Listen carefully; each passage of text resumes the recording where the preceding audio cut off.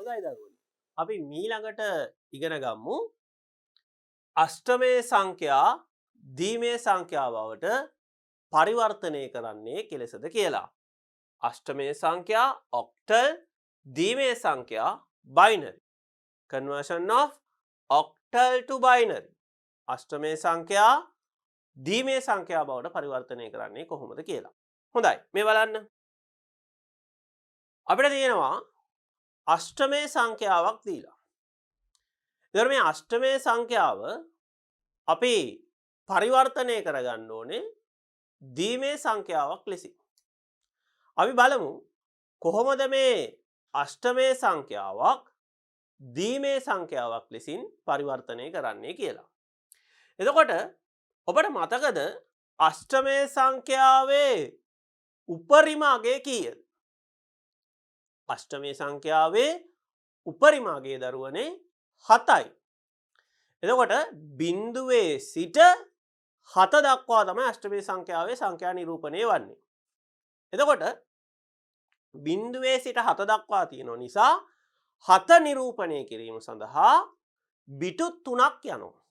7 නිරූපණය කිරීම සඳහා බිටු 3ක් යනවා. ඒක නිසා අෂ්ටමේ සංඛ්‍යාවේ 1 සිට 7 දක්වා සියලුම සංඛ්‍යා නිරූපණය කිරීම සඳහා අපි බිටු 3ක් භාවිතා කරනවා. පැහැදිලිනේ? හොඳයි. ඊළඟට අපි බලමු මේක කොහොමද හදන්නේ කියලා. බලන්න 15. දැන් අපිට මේක හදාගන්න පුළුවන් ඉතාමත් ඉක්මනින්. අපි මේ ස්ථානීය අගය පැත්තකින් ලියාගත්තා නම් මොකද එතකොට මේ අපේ ස්ථානීය අගය වෙන්නේ? ස්ථානීය අගය වෙන්නේ දරුවනේ 2 බිංදුවෙනි බලය, 2 පළවෙනි බලය, 2 දෙවෙනි බලය. 2 බිංදුවෙනි බලය ඔබ දන්නවා 1යි. 2 පළවෙනි බලය ඔබ දන්නවා 2යි. 2 දෙවෙනි බලය ඔබ දන්නවා 4යි. එතකොට ඔබ පැත්තකින් ලියා ගන්න මේ ස්ථානීය අගය place value එක. ඒක ලියලා මේ 5 සහ 1 දීමේ ආකාරයෙන් හදාගන්නේ කොහොමද කියලා බලන්න.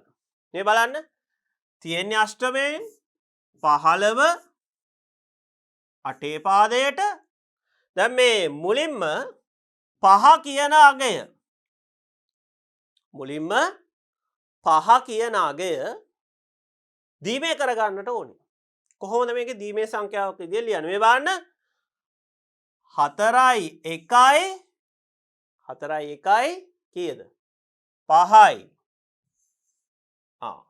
ඔබට වැටහෙනවා. එතකොට 5 කියලා කියන දරුවනේ 1යි බිංදුවයි 1යි. ඊළඟට 1 මේ බලන්න ස්ථානීයගේ 1 කියලා කියන්නේ මෙතනනේ 1නේ. මේක යටින් එකක් දාන්න. ඉතුරු ඒවාට බිංදු දාන්න. මේ තියෙන්නේ 1. එතකොට 1 යනු බිංදු 2යි 1යි. පැහැදිලිද? 1. එතකොට මේ ටික ඔක්කොම එකට ලියන්න. බිංදු 2යි 1යි 1යි බිංදුවයි 1යි මොන සංඛ්‍යාවක් විදියටද? දීමේ සංඛ්‍යාවක් විදියට. තිබ්බේ අෂ්ටමයෙන් පරිවර්තනය කරා දීමේ සංඛ්‍යාවක් ලෙස. ඔබට පැහැදිලිද? ඊළඟට බලන්න උදාහරණය 26 තියෙන්නේ අටේ පාදයට. අපි පැත්තකින් ලියා ගන්නවා ස්ථානීය අගය. මොකද්ද? 2 බිංදුවෙනි බලය, 2 පළවෙනි බලය, 2 දෙවෙනි බලය. 2 බිංදුවෙනි බලය කියන්නේ දරුවනේ 1යි. 2 පළවෙනි බලය කියන්නේ 2යි. 2 දෙවෙනි බලය කියන්නේ 4යි. 1 2 4. හොඳයි. දැන් මේ 6 අපි බිටු 3කින් ලියා දැක්විය යුතුයි. 6 බිටු 3කින් ලියන්න ඕනේ. කොහොමද ලියන්නේ බලන්න මේ සංඛ්‍යා තුනෙන් කොහොමද 6 හදාගන්නේ? 4යි 2යි 4යි 2යි 6යි. එහෙනම් මේ එක යටින් බිඳුවක් දාගන්න. එකේ ඒවා 2යි බිඳුවයි. දෙක කියනාගේයක් තියෙනවනේ දරුවනේ මේ. මෙතනින් එකක් දාගන්න. එතකොට 4ට යටින් බිඳුවයි එකට යටිනුත් බිඳුව. මේ තියෙන්නේ 2 කියනාගේ දීමේ සංඛ්‍යාව බවට පරිවර්තනය කරායින් පස්සේ. එතකොට බිඳුවයි එකයි බිඳුවයි. ඔයාලට පැහැදිලි. එතකොට මේ සංඛ්‍යාවක් ලෙස ලියමු. තනි අගයක් ලෙස බිඳුවයි එකයි බිඳුවයි එකේ ඒවා 2යි බිඳුවයි. පාදය දැමීම අත්‍යවශ්‍යයි. පාදය දෙකේ පාදයට. පැහැදිලිනේ. හොඳයි. ඊළඟට 27 අටේ පාදයට අපි හරවන්න ඕනේ දීමේ සංඛ්‍යාව බවට පරිවර්තනය කරන්නට ඕනේ. හරි. දැන් ඔබට පුළුවන්. 27 ස්ථානීය අගය ලියාගමු. දෙකේ බිඳුවෙනි බලය, දෙකේ පළවෙනි බලය, දෙකේ දෙවෙනි බලය. දෙකේ බිඳුවෙනි බලය කියන්නේ දරුවනේ 1යි. දෙකේ පළවෙනි බලය කියන්නේ 2යි. දෙකේ දෙවෙනි බලය කියන්නේ දෙවරක් 2 4යි. 1 2 4. හොඳයි. 7 කියන අගය කොහොමද හදාගන්නේ? 7 මේ බලන්න. 4 යටින් එකක් දාගන්න ඉස්සෙල්ලාම 4යි 2යි 4යි 2යි 6යි නේද? 6යි 1යි 7යි. එහෙනම් එකේ ඒවා 3ක් එන්න ඕනේ. 2 කියන අගය කොහොමද ගන්නෙ? මේ 2 තියෙනවනේ. 2 යටින් එකක් දාගත්තා. ඉතුරු ඒවට බිඳු. එතකොට බිඳුවයි එකයි බිඳුවයි. බිඳුවයි එකයි බිඳුවයි. හරි. එතකොට මේක සංඛ්‍යාවක් තනි අගයක් ලෙස ලියමු. බිඳුවයි එකයි බිඳුවයි එකේ ඒවා 3යි මොකද්ද? දීමේ සංඛ්‍යාවක් ලෙස. දීමේ සංඛ්‍යාවක් ලෙස. හරි. ඊළඟට 35 අෂ්ටමයෙන් තියෙන්නේ. එතකොට 5 ලියන්න ඕනේ 3 ලියන්න ඕනේ. අපි පැත්තකින් ලියාගමු. දෙකේ බිඳුවෙනි බලය, දෙකේ පළවෙනි බලය, දෙකේ දෙවෙනි බලය. දෙකේ බිඳුවෙනි බලය අනුව දරුවනේ 1යි. දෙකේ පළවෙනි බලය 2යි 4යි. දැන් අපිට 5 හදා ගන්නට ඕනේ. කොහොමද හදන්නේ? ටක් ගාලා හදමු. 4යි 1යි 5යි.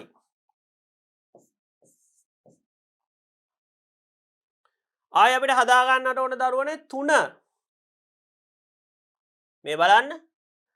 2යි 1යි 3යි. ඉතින් බිඳුවක් දාගන්න. ඊට පස්සේ තනි අගයක් ලෙස ලියමු. බිඳුවයි 1යි 1යි 1යි බිඳුවයි.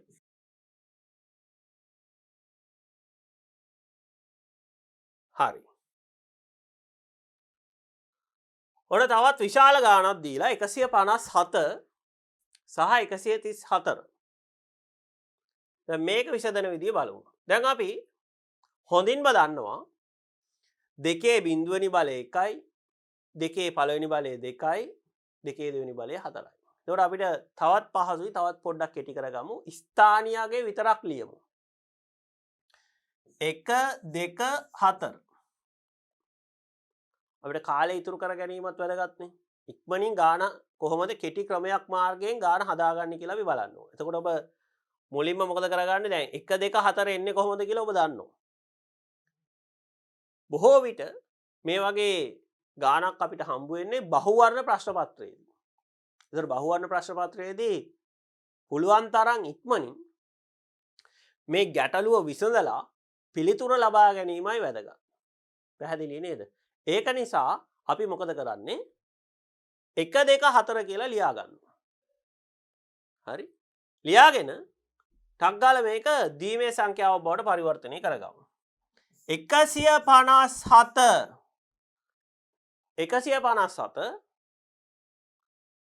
එක 5 7 ඔය ටික තමයි අපිට තියෙන්නේ. 1 5 7. දැන් මුලින්ම 1 කොහොමද සටහන් කරන්න කියලා බලමු. 1 යටින් එකක් දාගත්තා.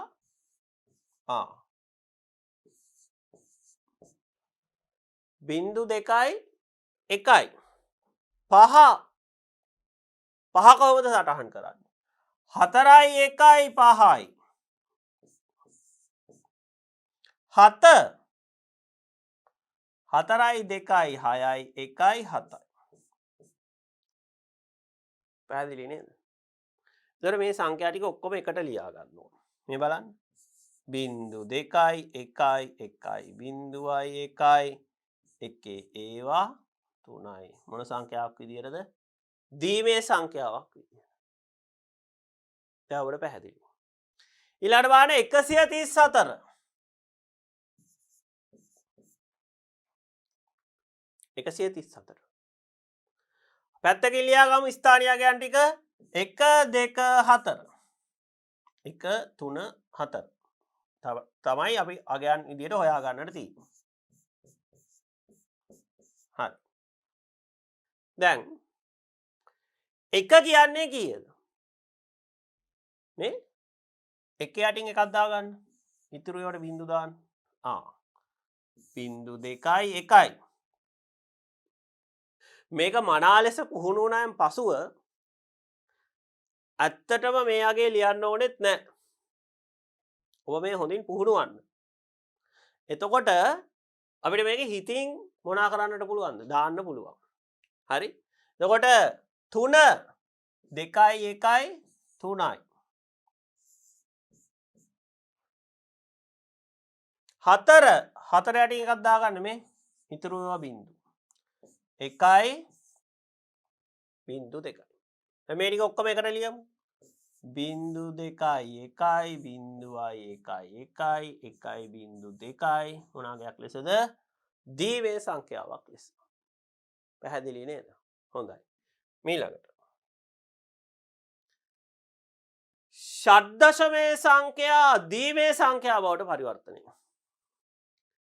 දැන් අපි දීමේ සංඛ්‍යා ෂඩ්දශමේ සංඛ්‍යා බවට පරිවර්තනය කළා නේද? මීට පෙර. දැන් අපිට තියෙනවා ෂඩ්දශමේ සංඛ්‍යා හෙක්සාඩෙසිමල් දීමේ සංඛ්‍යා බයිනරි බවට පරිවර්තනය කරන්නේ කොහොමද කියලා. දැන් ෂඩ්දශමේදී දරුවනේ උපරිම අගය කීයද? ෂඩ්දශමේදී උපරිම අගය අපිට ගන්නට පුළුවන් 15යි කියලා. බිංදුවේ සිට 15 දක්වා තමයි ෂඩ්දශමයේ තියෙන්නේ. එතකොට 15 නිරූපණය කිරීම සඳහා බිටු කීයක් යනවද? 15 නිරූපණය කරන්න බිටු 4ක් යනවා. එම නිසා ෂඩ්දශමයේ සංඛ්‍යාවක් 16 පාදයේ තිබෙන අගයක් නිරූපණය සඳහා අපි බිටු කීයක් භාවිතා කරනවද? 4ක් භාවිතා කරනවා. ඔබට පැහැදිලි. හොඳයි. මේ බලන්න. ෂඩ්දශමයේ සංඛ්‍යා දීමේ සංඛ්‍යා බවට පරිවර්තනය. 59. දැන් අපි මුලින්ම මොකද කරගන්න ඕනේ? මේකේ ස්ථානීය අගය ලියා ගන්න ඕනේ. මොකද ස්ථානීය අගය 2 බිංදුවෙනි බලය, 2 පළවෙනි බලය, 2 දෙවෙනි බලය, 2 තුන්වෙනි බලය. දරුවනේ 2 බිංදුවෙනි බලය කියන්නේ කීයද? 2 බිංදුවෙනි බලය කියන්නේ 1යි. 2 පළවෙනි බලය කියන්නේ කීයද? 2 පළවෙනි බලය කියන්නේ 2යි. 2 දෙවෙනි බලය කියන්නේ කීයද? 2 දෙවෙනි බලය කියලා කියන්නේ 2 වරක් 2 4යි. 2 තුන්වෙනි බලය 2 වරක් 2 4යි, 4 වරක් 2 8යි. ඔබ දන්නවා මේක. ඔන්න 1 2 4 8 ස්ථානීය අගයන් ටික ලිව්වා. දැන් මොකද කරන්න ඕනේ? දැන් මේ එක් සංඛ්‍යාංකයක් බිටු 4 වැගින් ලියන්න ඕනේ. දැන් අපි මුලින්ම හදාගන්න ඕනේ 9 කියලා හිතන්න. 9 සහ 5 තමයි අපිට තියෙන්නේ නේද? 8යි 1යි 9යි. 8යි 1යි 9යි. ඉතුරු ඒවට බින්දු. මෙතනින් ලියා ගන්න 1.2යි 1යි. 5 හදමු 4යි 1යි 5යි. මේ ඉදිරියට බිඳුවක් දාගන්න. පැහැදිලිනේ? එතකොට මේක බිටු 4කින් ලියන්න ඕන. බිඳුවයි 1යි බිඳුවයි 1යි. ඔන්න 4 4 ලිව්වා. දැන් මේ දෙක එකට එකතු කරලා ලියන්න. බිඳුවයි 1යි බිඳුවයි 1යි 1යි බිඳු 2යි 1යි මොන සංඛ්‍යාවක් විදියටද? දීමේ සංඛ්‍යාවක් විදියට. අපිට පැහැදිලි. 98 මුලින්ම මොකද කරන්න ඕනේ? ස්ථානීය අගය ලියනවා. මොකද ස්ථානීය අගය? දැන් ඔබට පුළුවන් 2 බිඳුවෙනි බලය, 2 පළවෙනි බලය, 2 දෙවෙනි බලය, 2 තුන්වෙනි බලය. 2 බිඳුවෙනි බලය දරුවනේ කීයද? 2 බිඳුවෙනි බලය 1යි, 2 පළවෙනි බලය 2යි, 4යි, 8යි. 1 2 4 8. ඔබ මේ ස්ථානීය අගය මතක තියාගන්න. 1 2 4 8. 1 2 4 8. හරි. දැන් ලේසි. ගාලා හදලා ඉවරයි. 98 තියෙන්නේ 16 පාදයෙන් 8 වෙනම ලියනවා 9 වෙනම ලියනවා. හරි. 8 යටින් එකක් දාගත්තා. ඉතුරු ඒවට බිඳු. මෙන්න 8. 9 කො 9? 8යි 1යි 9යි.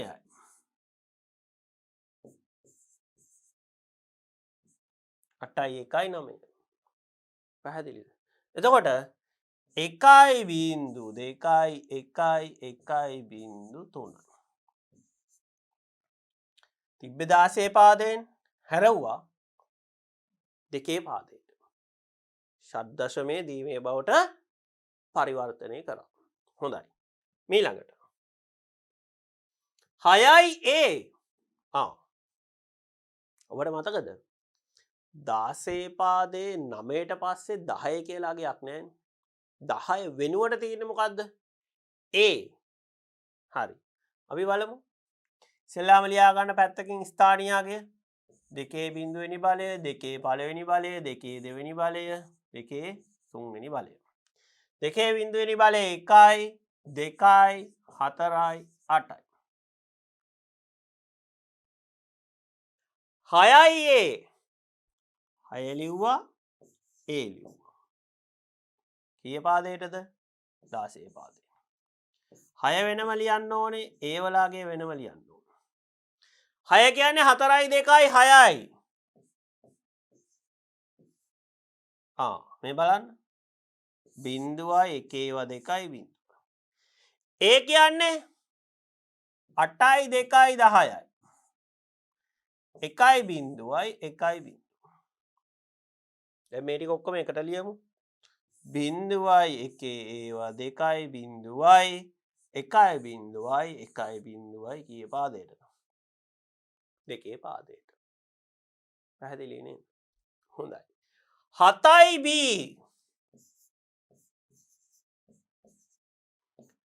7ට දීමේ අගයක් ලිව්වා. B වලට දීමේ අගයක් ලියන්න. කොහොමද ලියන්නේ? මේ බලන්න. 2 බිඳුවෙනි බලය, 2 පළවෙනි බලය, 2 දෙවෙනි බලය, 2 තුන්වෙනි බලය. 2 බිඳුවෙනි බලය කියන්නේ 1යි 2යි 4යි 8යි. B කියන්නේ දරුවනේ 11යි. A කියන්නේ 10යි. B කියන්නේ 11.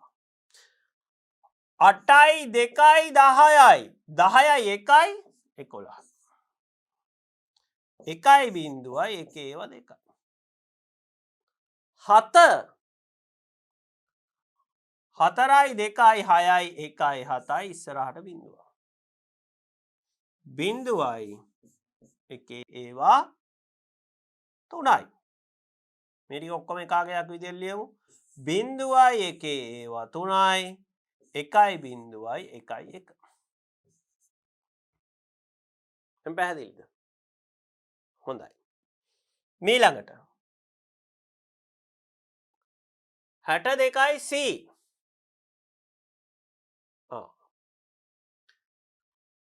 සංඛ්‍යා 3ක් දීලා නේද අපිට? හරි.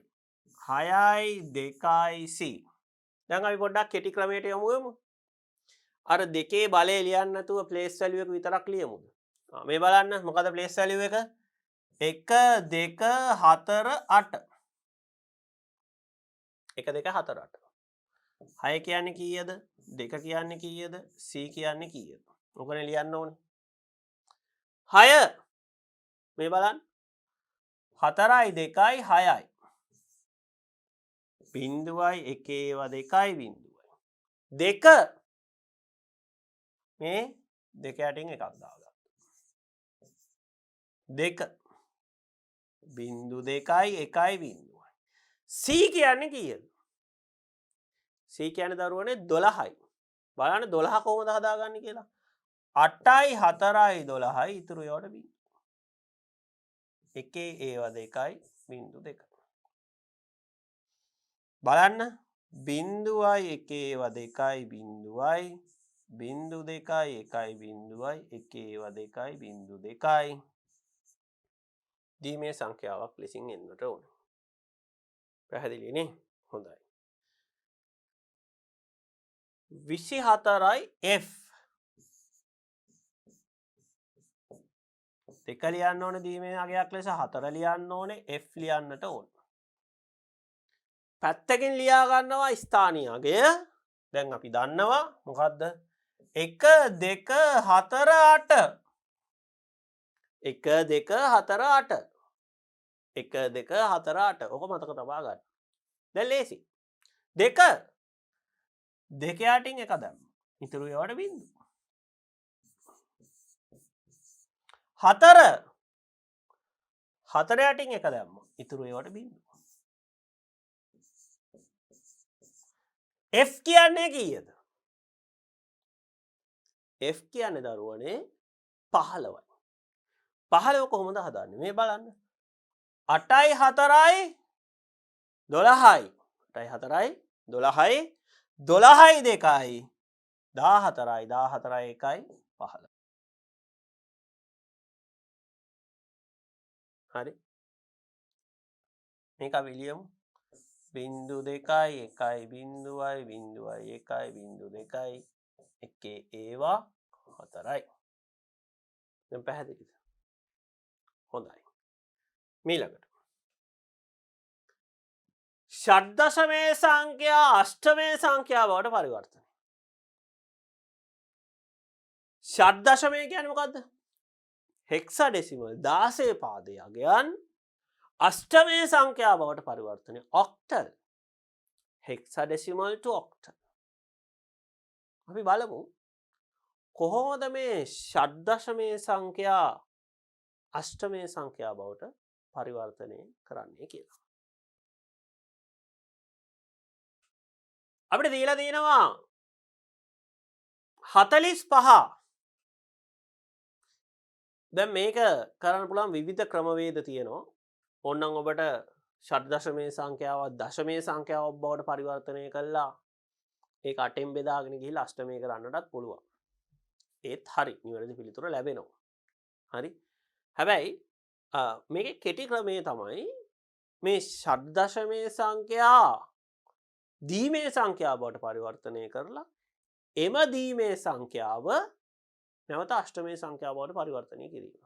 අපි දැන් මීට පෙර ඉගෙන ගත්ත අභ්‍යාසවල ඇත්තටම එකතුවක් විදිහට අපිට මේක දකින්නට පුළුවන්. එතකොට මෙතනදී අපි ඉගෙන ගන්නවා ෂඩ්දශමේ සංඛ්‍යාවක් දීමේ කරන්නේ කොහොමද? දීමේ සංඛ්‍යාවක් අෂ්ටමේ කරන්නේ කොහොමද? මීට පෙර අභ්‍යාසවලදී අපි ඒක ඉගෙන ගත්තා. මේ ඒ අභ්‍යාසවල එකතුවක්. ඔබට පැහැදිලි නේද? හොඳයි. අපි මේක පොඩ්ඩක් කරලා බලමු. කොහොමද ෂඩ්දශමය සංඛ්‍යාවක් අෂ්ටමය බවට පරිවර්තනය කරන්න. දැන් 45 දරුවනේ අපි ලියා ගන්නවා ස්ථානියාගේ ලෙස 1 2 4 8. දැන් ඔබ දන්නවා 1 2 4 8 එන්නේ කොහොමද කියලා? දෙකේ බිඳුවෙනි බලය, දෙකේ පළවෙනි බලය, දෙකේ දෙවෙනි බලය, දෙකේ තුන්වෙනි බලය. දැන් මේ 45 අපි දීමේ සංඛ්‍යාවක් විදිහට ලියා ගන්නට ඕන. 45 දීමේ සංඛ්‍යාවක් විදිහට ලියා ගන්නට ඕන. කොහොමද ලියන්නේ? 5 4යි 1යි 5යි. ඔන්න ලිව්වා. බිඳුවයි 1යි බිඳුවයි 1යි. ඔබට පැහැදිලි. 4 මේ 4 යටින් එකක් දාගන්න. බිඳුවයි 1යි බිඳු 2යි. දැන් මේක දීමේ සංඛ්‍යාවක් විදිහට ලියන්න. බිඳුවයි 1යි බිඳු 2යි බිඳුවයි 1යි බිඳුවයි 1යි. ඔන්න දීමේ කරා. දැන් ඔබ හොඳින් දන්න දෙයක් තියෙනවා. අපිට ඕනේ අෂ්ටමයනේ. අෂ්ටමය බවට පරිවර්තනය කරන්න ඕනේ. දැන් දීමේ සංඛ්‍යාවක් තියෙනවා. දීමේ අෂ්ටමය කරන්න ඔබ දන්නවා. කොහොමද දීමේ අෂ්ටමය කරන්නේ? අපි මීට පෙර වීඩියෝ එකදී ඉගෙන ගත්තා දීමේ අෂ්ටමය කරන්නේ කොහොමද කියලා. එතකොට ඔබගේ දකුණු අත පැත්තේ ඉඳන් වෙන් කරන්න කීයද? 3 3. ඇයි 3 3 වෙන් කරන්නේ? 3 3 වෙන් කරන්නේ අෂ්ටමයේ උපරිමාගය 7යි. අෂ්ටමයේ උපරිමාගය බිඳුවේ සිට 7 දක්වා තමයි තියෙන්නේ. එතකොට ඒක නිසා 7 නිරූපණය කරන්නට බිටු 3ක් යනවා. එහෙනම් අෂ්ටමයේදී අපි බිටු 3කින් නිරූපණය කරනවා. දකුණු පැත්තේ ඉඳන් වෙන් කරන්න බිටු කීයද? 3 3. දැන් මෙතන බිටු 3ක් නැත්තම් ඉස්සරහට බිඳුවක් දාගන්න ඔබට පුළුවන්. අතින් ඉදිරියට බිඳුවක් දැම්මම ඒකේ අගේ වෙනස් වීමක් සිද්ධ වෙන්නේ නැහැ. දැන් මේ තියන්නේ කීයද? ඔබට මේ උඩින් දාගන්නට පුළුවන් ස්ථානීය අගය. 1 2 4. 4යි 1යි 5යි. මේ 1 2 4. මේක වැලියු එකක් නෑනේ. ඉතින් බිඳුවයි. 1 2 4. මේ තියෙන්නේ 1. එතකොට මේ සම්පූර්ණ පිළිතුර වන්නේ 105යි කී පාදයටද? 8 පාදයට. 105යි කී පාදයටද? 8 පාදයට. හොඳයි. ඊළඟට 93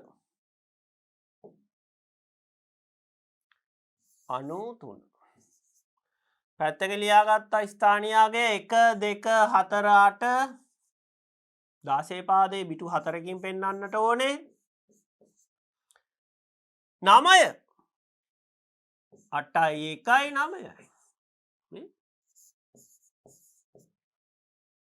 3 2යි 1යි 1යි 1යි 3යි. ඉතුරුවා බිඳු. මේක ඔක්කොම එකාගයක් විදිහට ලියන්න. 1යි බිඳු 2යි 1යි බිඳු 2යි 1 2යි දීමේ සංඛ්‍යාවක් ලෙස ලැබුණ දීමේ සංඛ්‍යාව පරිවර්තනය කරන්න අෂ්ටමයේ සංඛ්‍යාවක් ලෙස. පරිවර්තනය කරමු කොහෙටද? දකුණු පැත්තේ ඉඳන් වෙන් කරන්න කීයද? 3 3.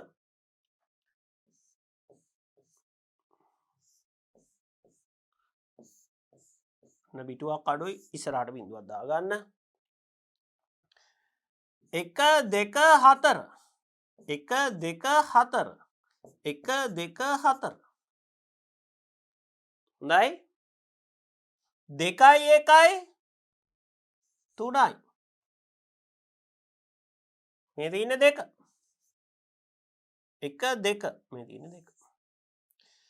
223යි කී පාදයටද 8 පාදයට. ඔබට පැහැදිලිද? හොඳයි. ඊළඟට 8යි C 8යි C අපිට තියෙනවා ෂඩ්දශමයේ සංඛ්‍යාවක් දීලා අෂ්ටමයේ සංඛ්‍යාවක් බවට පරිවර්තනය කරන්නට. හරි. 8යි C පැත්තකින් ලියා ගන්න මොකද්ද? 1 2 4 8. දරුවනේ 8 කියන්නේ කීයද? මේ 8 යටින් එකක් දාගන්න.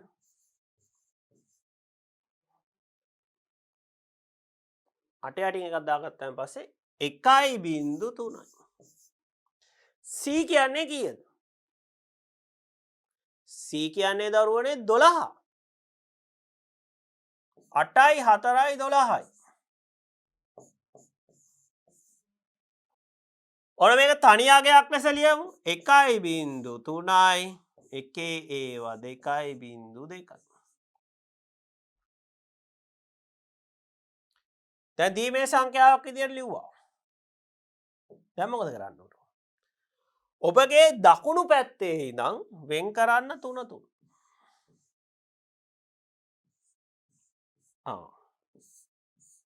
එතනත් ඉස්සරහට බිඳුවක් දාගත්තා නම් හරි. උඩින් ලියාගමු ස්ථානියාගේ 1 2 4 1 2 4 1 2 4. මේ තියෙන කීයද? මේ 4. මේ තියෙන කීයද? 1. මේ 2 උඩින් තියෙන්නේ 2 කියන්නේ 2. එතකොට පිළිතුරු විදිහට අපිට ගන්නට පුළුවන් 214යි කී පාදයටද 8 පාදයට පාදයේ දැමීම අත්‍යවශ්‍යයි. ඔබට පැහැදිලිද? හොඳයි. ඊළඟට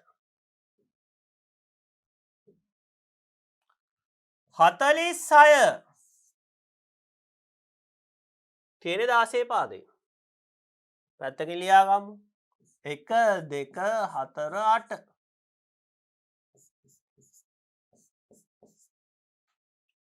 6 4යි 2යි 6යි.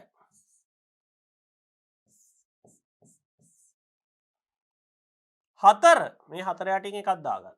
ඉතුරු ඒවා බිංදු. බිංදුවයි 1.2. මේක තනි අගයක් ලෙස ලියන්න. බිංදුවයි 1.2යි බිංදුවයි 1 ඒවා 2.2යි. දැන්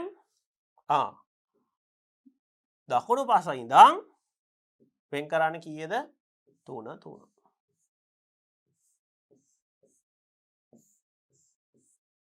ඉස්සරහට බිංදුවක් දාන්න. දැන් උඩින් දාගන්න 1 2 4 1 2 4 1 2 4. මේ දෙන කීයද? 4යි 2යි 6යි. මේ තියෙන බිංදුවයි නේ තියෙන්නේ. ඔක්කොටම බිංදුව තිබ්බොත් බිංදුවයි. 1 1 යටයි. 1යි. එහෙනම් පිළිතුර මොකද්ද? 106යි කී පාදයටද? 8 පාදයට. පැහැදිලි නේද? හොඳයි. හරි. ඊළඟට තියෙනවා BF. BF. හරි.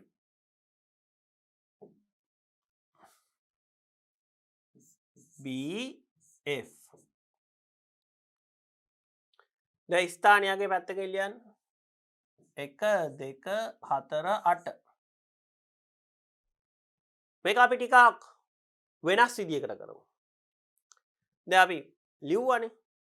ලියන්න නැතුව අපි හිතින් මේ සංඛ්‍යා ටික දාලා අපි තවත් ටිකක් ගාන වේගයෙන් හදන්න පුරුදු වෙමුද? මේ බලන්න. B කියන්නේ කීයද? B කියන්නේ 11යි. දැන් අපි මේක ලියන්නේ නැතුව හිතින් දාමු. කොහොමද? B කියන්නේ 11යි. කොහොමද දාන්නේ? 8යි 2යි 10යි 10යි 1යි 11යි. ඒ කියන්නේ B කියන්නේ කීයද? 1.0යි 1යි 1. දැක්කද? තව පියවරක් ඉදිරියට ගියා. F කියන්නේ 15. 15 දරුවනේ මතක තබා ගන්න 1 ඒවා 4ක්. එකතු කරලත් බලමු. 8යි 4යි 12යි 12යි 2යි 14යි 14යි 1යි 15යි. 1 ඒවා 4යි. දැන් මොකද කරන්නේ? දැන් මේ ටික ඔක්කොම එකට ලියන්න. 1යි බිංදුවයි 1 ඒවා 2යි 1 ඒවා 4යි. දැන් මේක බෙදන්න කීයද? 3 3. දැන් මේක බෙදන්න ඕනේ කීයද? 3 3. දැන් ඔබගේ දකුණු අත පැත්තේ ඉඳන් මොනා කරන්නද? 3 3 වෙන් කරන්න. පැහැදිලි නේද? හරි. එතකොට මේ තියෙන්නේ 1 2 4.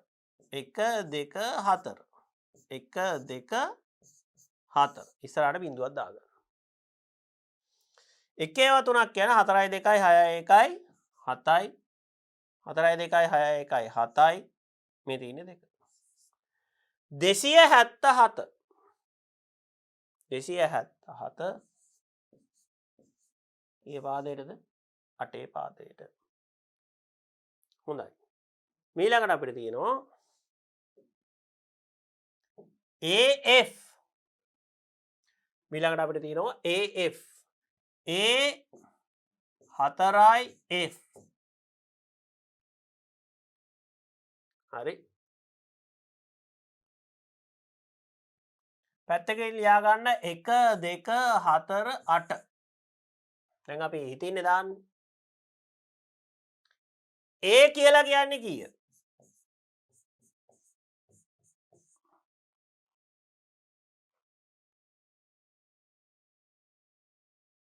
A කියලා කියන්නේ දරුවනේ 10යි. මේ 8යි 2යි 10යි. එහෙනම් ඉතුරු ඒවාට බිංදුනේ 1යි බිංදුවයි 1යි බිංදුවයි. බලන්න ඔබටත් පුළුවන් කියලා. 4 හිතින් දාන්න. 4 යටින් එකක් දැම්ම ඉතුරු ඒවාට බිංදුව. එහෙනම් බිංදුවයි 1යි බිංදු 2යි. හරි. F කියලා කියන්නේ කීයද? F. ඔව්. F කියලා කියන්නේ ඔබ දන්නවා 8යි 4යි 12යි 12යි 2යි 14යි 1යි 15යි. 1 ඒවා 4ක්. දැන් මේ ටික ඔක්කොම එකට ලියා ගන්න. 1යි බිංදුවයි 1යි බිංදුවයි බිංදුවයි 1යි බිංදු 2යි 1 ඒවා 4යි. දැන් වෙන් කරන්න. ඔබගේ දකුණු අත පැත්තේ ඉඳන් කීයද? 3 3.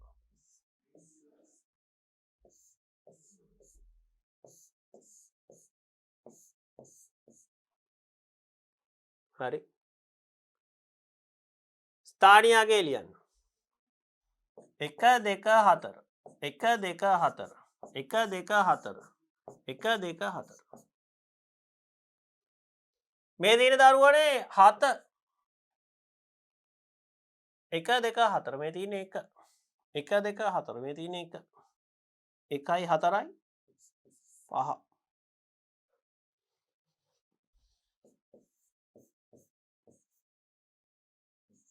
5117යි කී පාදයටද? 8 පාදයට. පැහැදිලි නේද? හොඳයි. ඊළඟට අපි යනවා තවත් අලුත් මාතෘකාවක් දත්ත ආචයනය මැනීම සඳහා භාවිතා කරන ඒකක. දත්ත ආචයනය කියලා කියන්නේ මොකක්ද දරුවන්? data storage. data storage.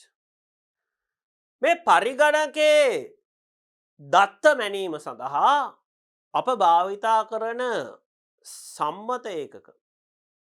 එදිනෙදා ජීවිතයේදී භාවිතා කරන සම්මත ඒකක භාවිතා කළ නොහැකි. උදාහරණයක් ලෙස අපි භාවිතා කරනවා බර මැනීම සඳහා ග්‍රෑම් කිලෝග්‍රෑම්. දිග මැනීම සඳහා මීටර සෙන්ටිමීටර්. දැන් මේ පරිගණකයේ ධාරිතාවයම ඉන්නට මේ නිතර භාවිතා වන ඒකක පාවිච්චි කරන්නට බෑ. ඒ සඳහා වෙනමම වෙන් වූ ඒකකයක් තිබෙනවා. මේ අපිට ඉතාමත් වැදගත්. අපි බලමු මොනවද මේ ඒකක කියලා. පරිගණකයේ දත්ත තැන්පත් කිරීමට භාවිතා කරන කුඩාම ඒකකය බිටුවයි. ඔබ දැන් මේ පාඩමේදී හොඳින් අවබෝධ කරගත්තා මේ පරිගණකයේ සෑම තැනම තියෙන්නේ මොනවාද? 1 සහ බිංදු. පරිගණකයේ සෑම තැන තියෙන මොනවාද? 1 සහ බිංදු. එතකොට මේ 1 හෝ බිංදුව 1 හෝ බිංදුව අපි හඳුන්වනවා මොකක් කියලාද? බිටුවක් කියලා. මේ බයිනරි ඩිජිට් යන වචනය නිර්මාණය වී ඇත. බිංදුව හා 1 යන දීමේ සංඛ්‍යාංක දෙක බිටුවයි. ඔව්. බයිනරි ඩිජිට් එකෙන් මේකේ B අකුර අරගෙන තියෙනවා. මේකෙන් I අකුරයි T අකුරයි අරන් තියෙනවා. බිට් කියනාගේ හැදිලා තින්නේ ඔන්න ඔහොම. පැහැදිලි නේ? හරි. මේ බලන්න. බිටු 8ක් බයිට් එකක් ලෙස දක්වයි. දරුවනේ මේ 1.1.1. එයින් 8ක් මොකක් විදිහට හඳුන්වනවද? බයිට් එකක් විදිහට හඳුන්වනවා. නිබලය යන ඒකකයේ බිටු හා බයිටේ තරම් බහුලව භාවිතා නොවේ. ඔව් තව ඒකකයක් තියෙනවා. මේ නිබලය. නිබල්.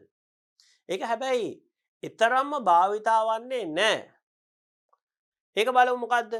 බයිට් එකකින් හරි අඩක් හෙවත් බිටු 4ක් නිබල් ඒකකයක් ලෙස හැඳින්වෙනවා. මේ බලන්න. බිටු 8ක්. දැන් මේ 1.1. හරි. මෙතන කීයක් තියෙනවද? 8ක් තියෙනවා. මේ 8ක් බයිට් 1යි. ඔබට පැහැදිලිද? මේකෙන් භාගයක්.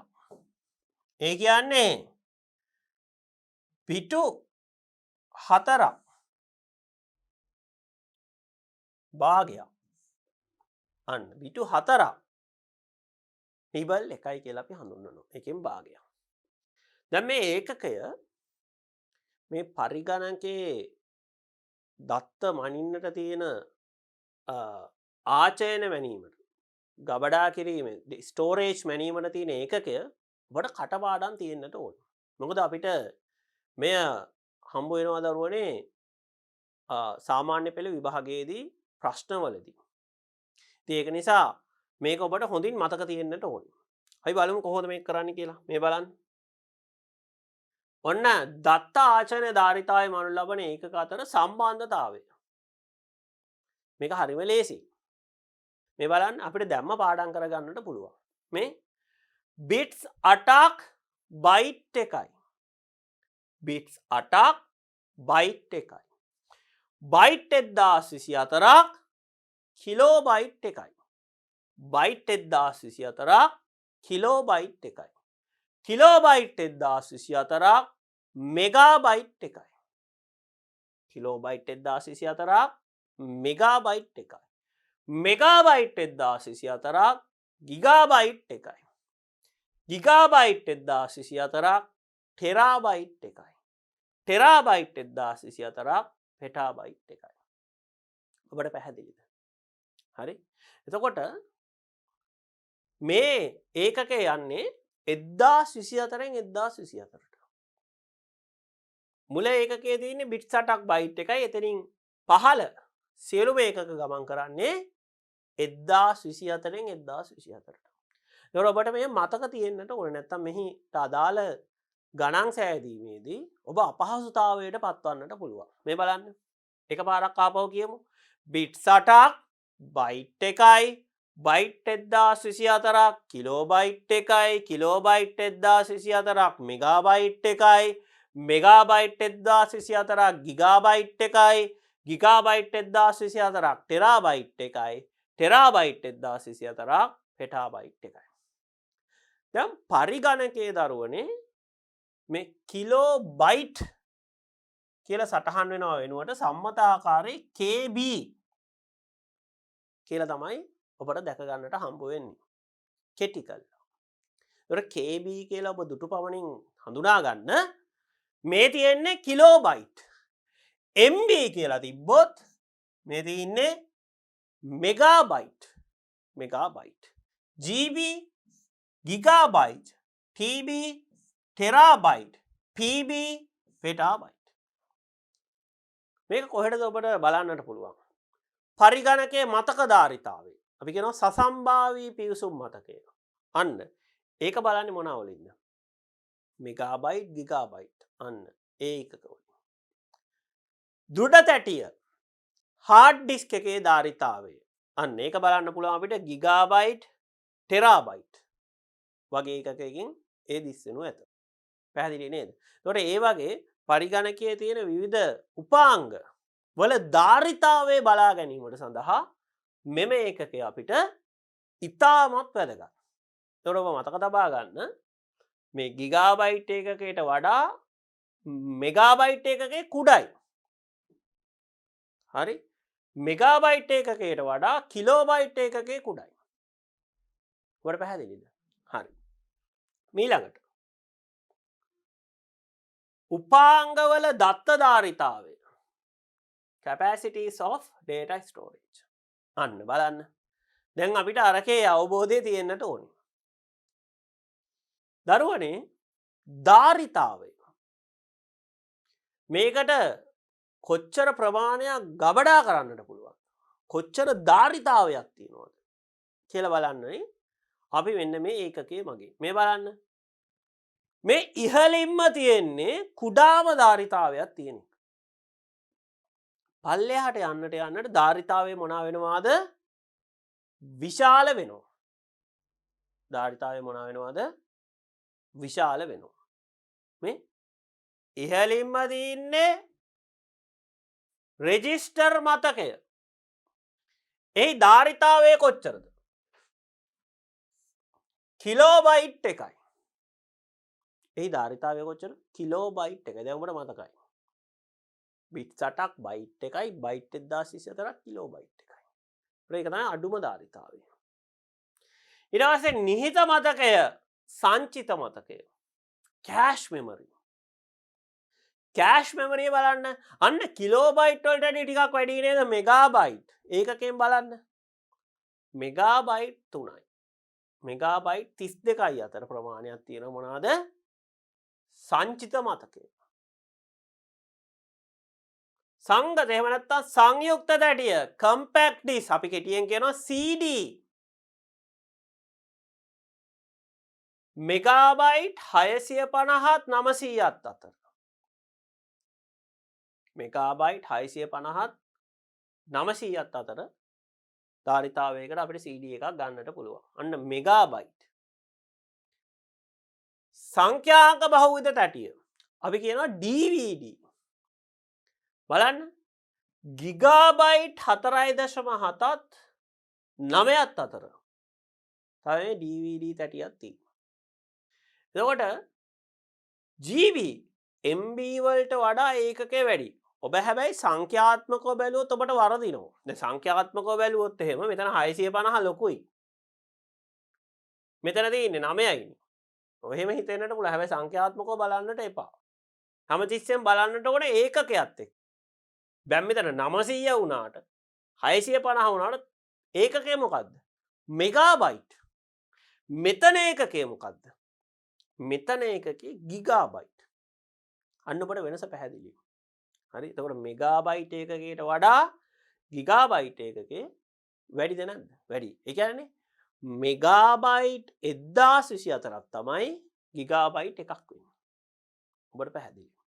මේ බලන්න ඊළඟට තියෙනවා සසම්භාවී ප්‍රවේශ මතකය, random access memory. ගිගාබයිට් 1 සිට 64 දක්වා. ගිගාබයිට්.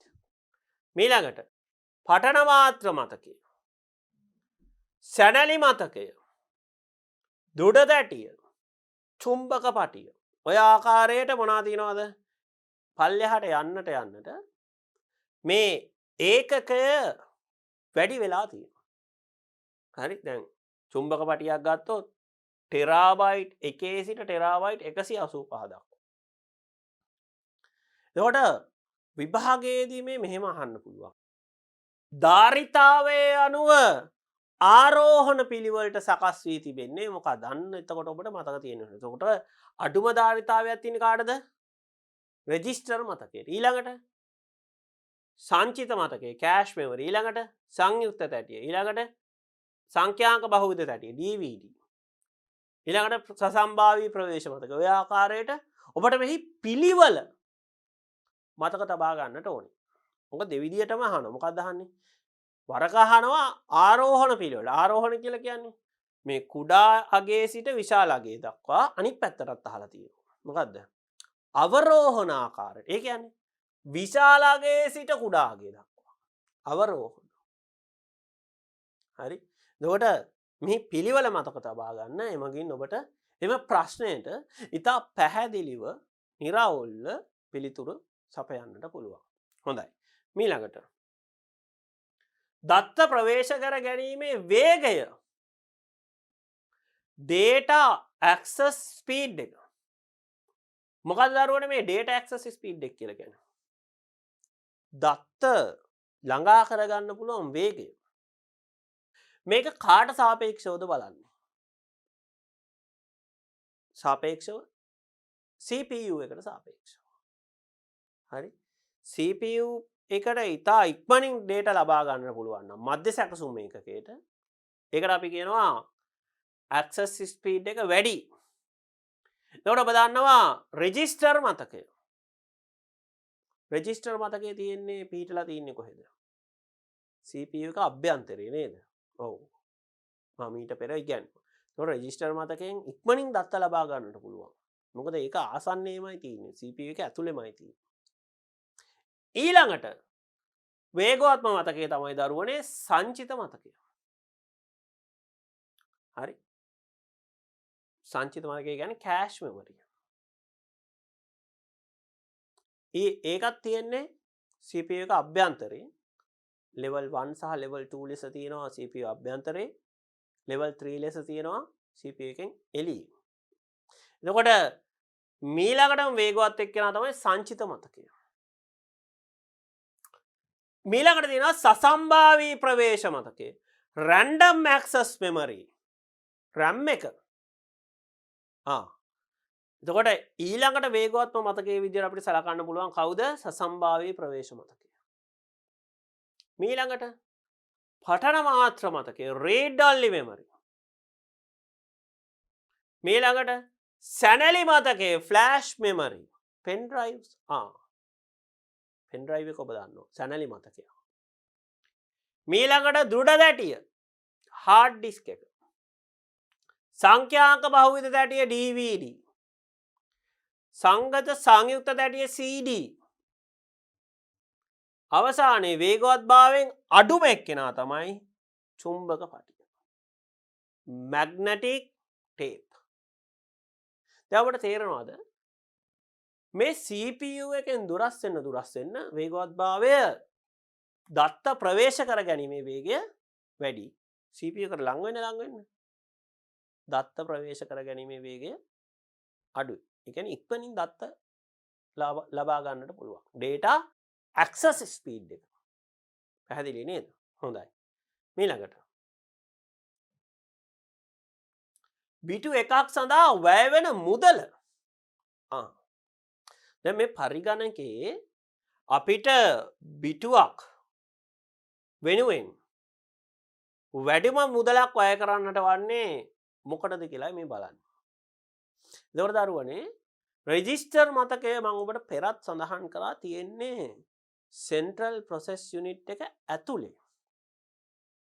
එතකොට CPU එක ඇතුලේ තියෙන නිසා මේ ඊටම සංකීර්ණයි මේකේ ධාරිතාවය වැඩි කරන එක. ඒතකොට මේකේ ධාරිතාවයේ පොඩි ධාරිතාවයක් වැඩි කරන්නත් විශාල මුදලක් අපිට ගෙවන්නට වෙනවා. පොඩි ධාරිතාවයක් තියෙන්නේ. රෙජිස්ටර් මෙමරි ඊටමත් කුඩා ධාරිතාවයක් තියෙන්නේ. හැබැයි මේක වැඩි කරගන්න ගියොත් එතකොට CPU එකේ තව ඊට වඩා බිටු කිහිපයක් වැඩි CPU එකක් මිලදී ගන්න ගියොත් අපිට වැය කරන්නට වෙන මුදල වැඩි. අන්න ඒක තමයි මේකේ අර්ථය. පැහැදිලිනේ? ඒකේ වැය කරන්න ඕන මුදල වැඩි අපිට. ඒතකොට ඊළඟට තියෙනවා සංචිත මතකය. සංචිත මතකයේ පුංචි ප්‍රමාණයක් තියෙන මෙගාබයිට් 2ක් 3ක් වගේ තියෙන. එතකොට මෙගාබයිට් 2කට වඩා වැඩි එකක් ගන්නට ගියොත් 3 එකක් ගන්න ගියොත් ලොකු මුදලක් අපිට වැය කරන්නට වෙනවා. ඒ 1 මෙගාබයිට් එක සඳහා ගෙවිය යුතු මුදල විශාලයි. පැහැදිලිනේ? හරි. ඊළඟට තමයි සසම්භාවී ප්‍රවේශ මතකය. කෑෂ් මෙමරියට වැඩිය මිල අඩුයි. මේ පල්ලෙහාට යන්න යන්න මිල මොනවා වෙනවද? අඩු වෙනවා. ඊළඟට පටන මාත්‍ර මතකය රීඩ් ඔන්ලි මෙමරි එක. ඊටත් වැඩිය මිල අඩුයි. චුම්බක පටිය සැනලි මතකය. ඊළඟට දුඩ තැටිය හාඩ් ඩිස්ක් එකට වැය කරන්න අවශ්‍ය කරන මුදල අඩුයි. තව සංඛ්‍යාංක බහුවිධ තැටිය තවත් අඩුයි. සංගත තැටිය තවත් මිලෙන් අඩුයි. ඔබට පැහැදිලිනේ? එතකොට මෙන්න මේ ආකාරයට මේ එක බිටුවක් සඳහා වැය කරන්න වෙන මුදල මේ පල්ලෙහාට යන්න යන්න මුදල මොනවා වෙනවද? අඩු වෙනවා. ඉහළට යන්න යන්න මුදල වැඩි වෙනවා. පැහැදිලිනේ? හොඳයි. ඊළඟට පරිගණකවල භාවිතා කරන කේත ක්‍රම. අපි කියනවා දරුවනේ කෝඩින් සිස්ටම්. මොනවද මේ coding system? BCD binary code decimal, ASCII American Standard Code for Information Interchange, EBCDIC Extended Binary Code Decimal Interchange Code, Unicode. අපි බලමු දරුවනේ මොනවාද මේ කේත ක්‍රම කියලා. කෝඩින් සිස්ටම් BCD ප්‍රථමයෙන්ම අපි බලමු මේ BCD කේත ක්‍රමය කියන්නේ මොකක්ද? පරිගණක භාවිතා කළ මුල් කාලයේදී මෙම කේත ක්‍රමය යොදාගත් අතර මේ ක්‍රමය මගින් එක් සංඛ්‍යාංකයක් බිටු 4කින් එක සංඛ්‍යාවක් බිටු කීයකින්ද පෙන්වන්නේ? බිටු 4කින් පෙන්වනවා. මේ දශමය සංඛ්‍යාංක නිරූපණය සඳහා පමණක් භාවිතා කරයි. මේ දශමය සංඛ්‍යා 10 පාදයේ අගයන් නිරූපණය සඳහා පමණයි භාවිතා කරේ මේ BCD සිස්ටම් එක. ඔබට පැහැදිලි? හරි. ඊළඟට බිංදුවේ සිට 9 දක්වා වූ සංඛ්‍යාංක 10ට අදාළ BCD පහත වගේ දැක්වෙනවා. ඔව්. දැන් දශමයේ සංඛ්‍යාව විතරයි නෝනේ. දශමයේ සංඛ්‍යාවල තියෙන කී ඉඳන් කීයටද? බිංදුවේ ඉඳන් 9ට විතරයිනේ. එතකොට BCD වල දක්වන්න පුළුවන් වෙලා තියෙන්නේ කීයද? බිංදුවේ ඉඳන් 9ට විතරයි. මේ බලන්න. ඔන්න දශමයේ සංඛ්‍යාව BCD අගය. හොඳයි. මේ බලන්න. එතකොට BCD අගය කොහොමද අපි හදාගන්නේ? අපිට අර ස්ථානීය අගය ලියාගත්තා නම් ප්ලේස් වැලියු එක ලියාගත්තා නම් මේක ටක් ගාලා හදන්නට පුළුවන්. මොකද්ද? 1 2 4 8. හරි. බිංදුව කියන්නේ බිංදුව 4යි.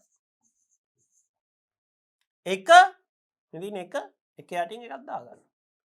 ඉතුරු ඒවා බිංදුව. 2 මේ දෙක යටින් එකක් දාගන්න. ඉතුරු ඒවා බිංදුව. 3 කියලා ගයක් නෑනේ. 3 හදාගමු. 2යි 1යි 3යි. 4 යටින් එකක් දාගන්න. ඉතුරු ඒවා බිංදුව. 5 4යි 1යි 5යි. 6 4යි 2යි 6යි. 7 4යි 2යි 6යි 1යි 7. 8 යටින් එකක් දාගන්න. ඉතුරු ඒවා බිංදුව. 9 8යි 1යි 9යි. ඉතුරු ඒවා බිංදුව. පැහැදිලිද? ඔන්න ඔය ආකාරයට ඔබට ඉතාමත් ඉක්මනින් මොනා කරන්නට පුළුවන්ද? මේ දශමයේ සංඛ්‍යාව BCD අගයක් බවට පරිවර්තනය කරන්නට පුළුවන්. පැහැදිලි? හොඳයි. අපි මේකට අදාළ අභ්‍යාස වලට යමු. පහත දැක්වෙන දශමයේ සංඛ්‍යාවන්ට අදාළ BCD අගය ලියා දක්වන්න. ඔබ දන්නවා 35 තියෙන්නේ දශමය ආකාරයට. දැන් BCD යගේ එක සංඛ්‍යාංකයක් පෙන්වන්න බිටු කීයක්ද පාවිච්චි කරේ? 4ක් පාවිච්චි කරේ. අපි දැන් මීට පෙර වගුවේ ලිව්වා. එතකොට ඔබ 5 නිරූපණය කරන්න ඕන බිටු කීයකින්ද? 4කින්. දැන් අපිට ලේසි මේක පැත්තකින් ලියා ගත්තා නම් ස්ථානීය අගයන් ටික. මොකද්ද? 1 2 4 8. හරි. එතකොට 35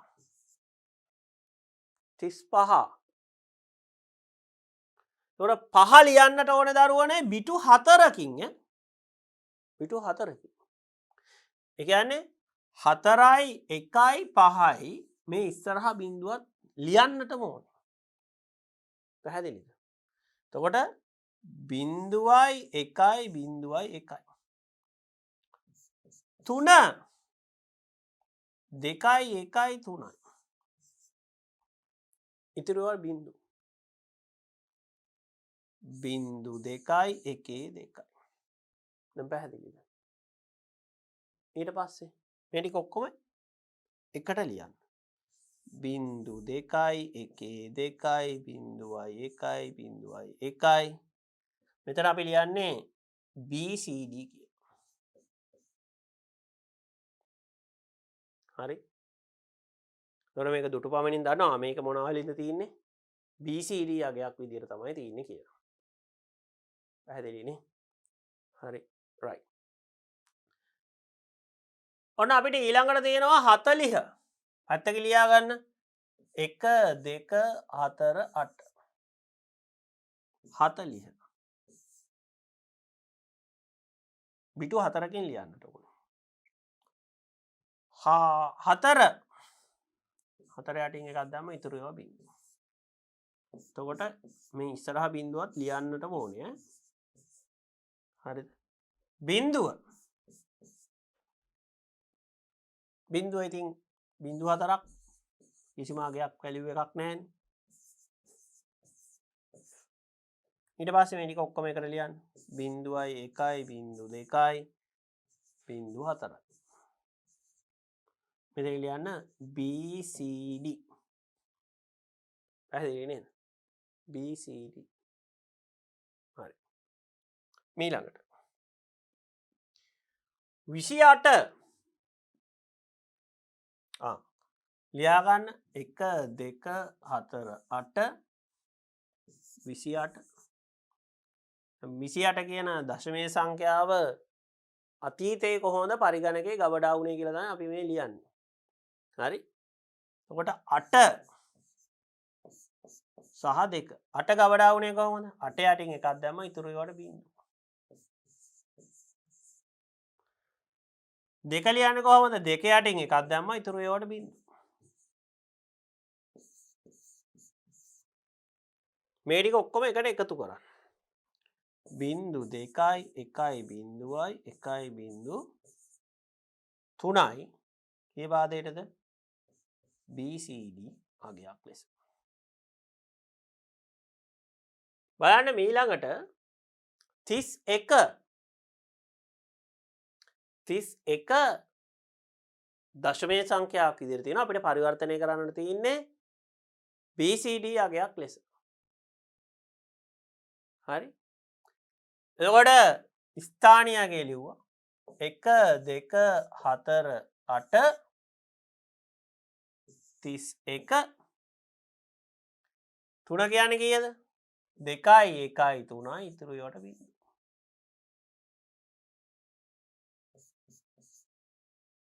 බිඳු 2යි 1 2. 1 කියන්නේ කීයද දරුවනේ? යටින් එකක් දාගත්තා ඉතුරු ඒවාට බිඳු. බිඳු 3යි 1යි. දැන් මේ ටික ඔක්කොම එකට ලියන්න. බිඳු 2යි 1 2යි බිඳු 3යි 1යි BCD. පැහැදිලි නේද? හොඳයි. අපි යමු ඊළඟ කොටස වෙත. ASCII ගේද ක්‍රමය. දරුවනේ ඇස්කි කේත ක්‍රමේ තමයි අපිට මීළඟට හඳුනා ගන්නට තියෙන්නේ. ඇස්කි කේත ක්‍රමේදී දැන් BCD ක්‍රමේදී පිටු 4යිනේ පාවිච්චි කරේ. ඒකෙන් අපිට ගබඩා කරන්නට පුළුවන් වුණේ සංඛ්‍යාව විතරයි. හැබැයි ඇස්කි කේත ක්‍රමේදී අපිට සංඛ්‍යා අක්ෂර සලකුණු මේ හැම දෙයක්ම මේකේ ගබඩා කරන්නට පුළුවන්. එතකොට බිංදුවේ සිට 127 දක්වා සම්පූර්ණ අනුලක්ෂ 128ක් මෙහි ගබඩා කරන්නට පුළුවන්. මේ කොටසත් අපිට නිතර විභාගෙදී ප්‍රශ්න යොමු වෙලා තියෙන කොටසක්. මේකෙදී ඔබ මතක තබා ගන්න ඇස්කි කේත ක්‍රමේදී කැපිටල් A අකුරට හිමි දශමයේ සංඛ්‍යාංකය වන්නේ 65. කැපිටල් A අකුරට හිමි දශමයේ සංඛ්‍යාංකය වන්නේ කීයද? 65. ඒ කියන්නේ එතකොට A අකුර කොහොමද පරිගණකයේ ගබඩා වෙන්නේ? A අකුර පරිගණකයේ ගබඩා වෙන්නේ මේ 65 කියන අගය මොනවා වෙනවද? දීමේ සංඛ්‍යාවක් බවට පරිවර්තනය වෙලා එතකොට ඒ අගයට සමාන වෙනවා මොකද්ද? Capital A අකුර. ඔබට පැහැදිලි. හරිද? A අකුරට සමාන වෙනවා කැපිටල් A අකුර. ඊළඟට මෙතන තියෙනවා සිම්පල් A කියලා කියන්නේ 97. ඒක ඔබ මතක තබා ගන්න. එතකොට කැපිටල් A කියන්නේ 65යි නම් කැපිටල් B කියන්නේ 66යි. C කියන්නේ 67යි. D කියන්නේ 68යි. E කියන්නේ 69යි. එමාගේ දීමේ සංඛ්‍යාව බවට පරිවර්තනය වෙලා තමයි පරිගණකයේ ගබඩා වෙන්නේ. එතකොට ඒ අගය පරිවර්තනය වෙනවා අක්ෂරයක් ලෙස ASCII කේත ක්‍රමේදී A B C D ලෙස. ඔබට පැහැදිලි. එතකොට සිම්පල් A අකුර මතක තබා ගන්න 97. 97 සිම්පල් B කියලා කියන්නේ 98. සිම්පල් C කියන්නේ 99. ඔහොම යනවා. පැහැදිලි නේද? හොඳයි. මේ බලන්න. අක්ෂරමය දත්ත.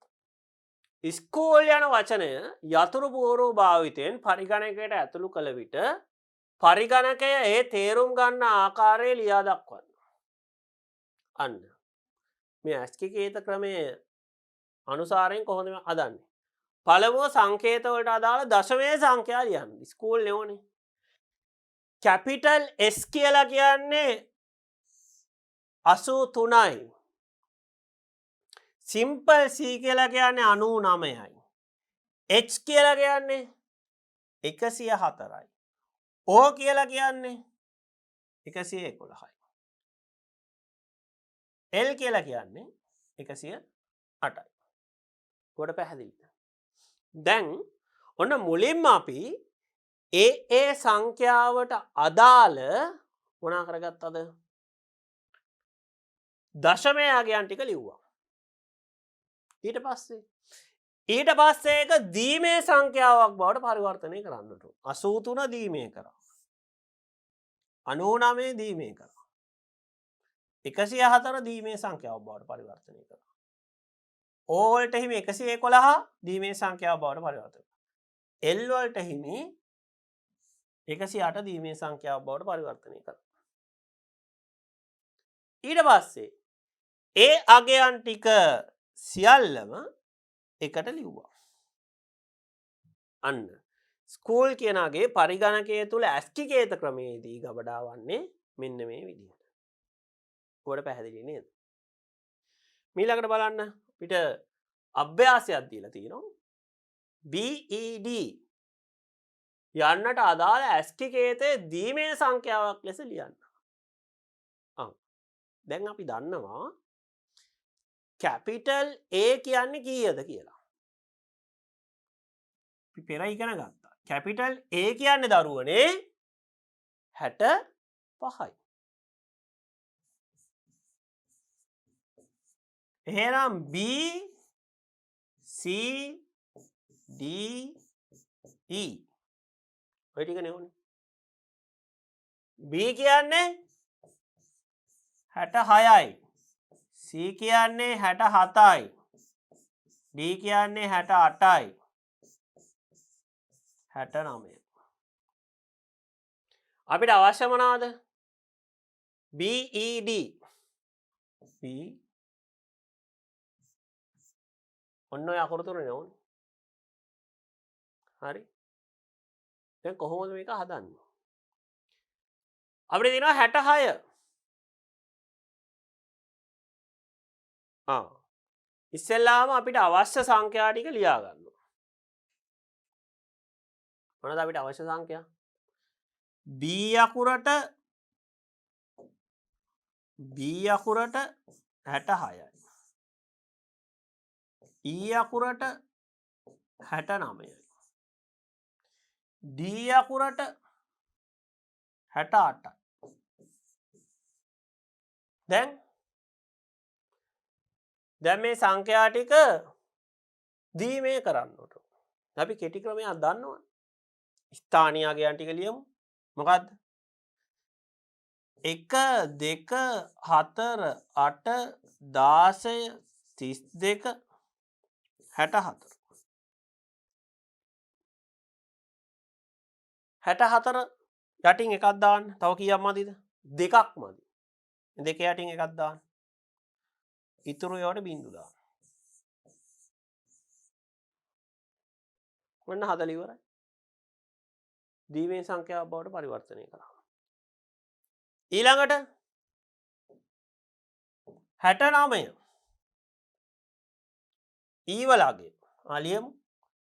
1 2 4 8 16 32 64 64 යටින් එකක් දාගන්න. 64යි 4යි 68යි 68යි 1යි 69යි නේ. ඉතුරු බිංදු. ඊළඟට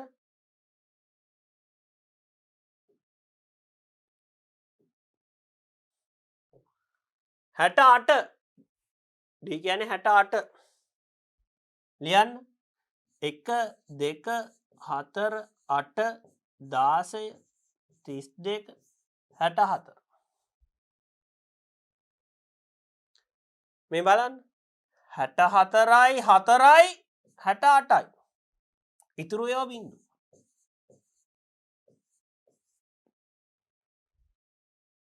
ඔන්න අපි දීමේ සංඛ්‍යාවකට පරිවර්තනය කරගත්තා. දැන් මේ සංඛ්‍යා ටික ඔක්කොම එකට ලියන්නට ඕන. එක අගයක් ලෙස ලියන්නට ඕන. හරි? තනි අගයක් විදිහට ලියමු. 1යි 0.4යි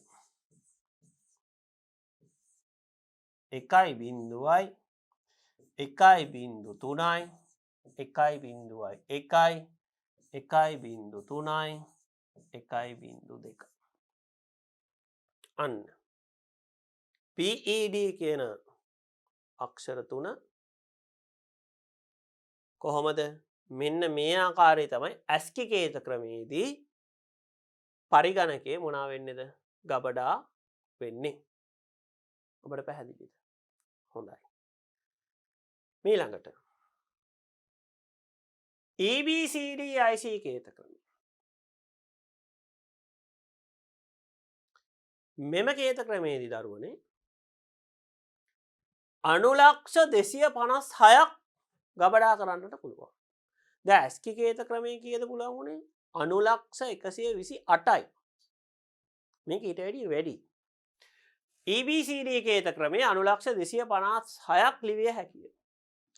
මෙහිදී එක් සංකේතයක් බිටු 8කින් සෑදුණු දීමේ සංඛ්‍යාවකින් ලිවිය හැකියි. ASCII කේත ක්‍රමයේ බිටු කීයද? ඒකේ බිටු 7යි. මේකේ බිටු කීයද? මේකේ බිටු 8යි.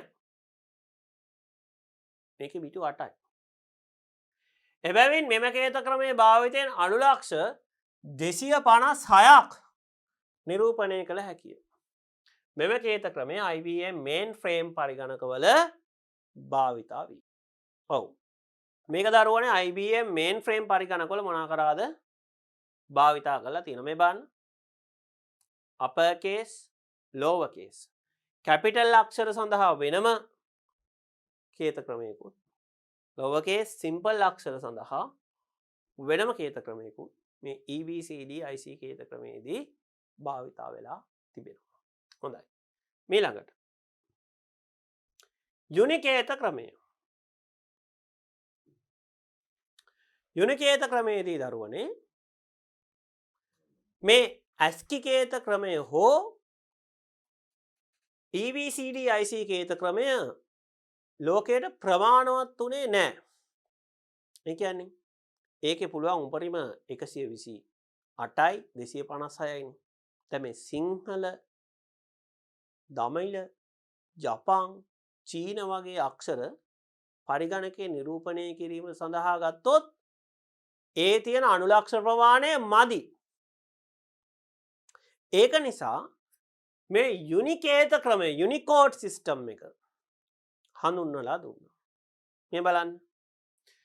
පරිගණකවල දත්ත නිරූපණය සඳහා භාවිතා වන ASCII කේත ක්‍රමය යොදා ගනිමින් විවිධ වූ අනුලක්ෂණ 128ක් පමණද EBCD කේත ක්‍රමය යොදා ගනිමින් අනුලක්ෂ 256ක්ද ලබාගත හැකියි.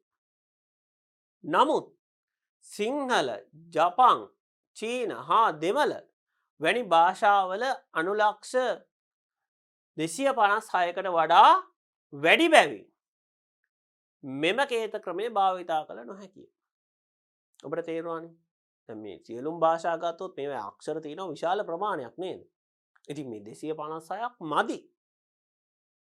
ඒක නිසා තව කේත ක්‍රමයක අවශ්‍යතාවයක් ආවා. අන්න බලන්න. එබැවින් බිටු 16කින් යුක්ත බිටු 16ක් යුනිකෝඩ් ක්‍රමයේදී බිටු කීයක් භාවිතා වෙනවද? බිටු 16ක් භාවිතා වෙනවා. 16කින් යුත් එකිනෙකට වෙනස් සංකේත 65536ක්.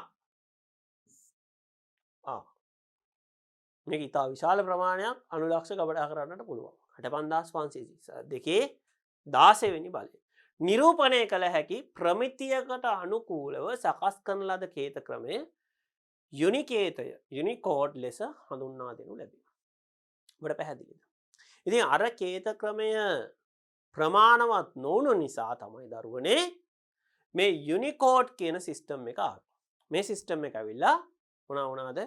අපිට පරිගණකය තුල ගබඩා කරන්නට හැකියාවක් ලැබුණා. සිංහල, ජපන්, දෙමළ, චීන වගේ අක්ෂර අපිට පරිගණකය තුල ගබඩා කරන්නට හැකියාව ලැබුණේ මේ යුනිකෝඩ් සිස්ටම් එක හඳුන්වා දුන්නයින් පසුව. හොඳයි දරුවනේ, මා හිතනවා ඔබට පරිගණකයේ දත්ත නිරූපණය කරන ආකාරය හොඳින් අවබෝධ වන්නට ඇති කියලා. ඒක නිසා ඔබ මෙය හොඳින් පුහුණු වන්න.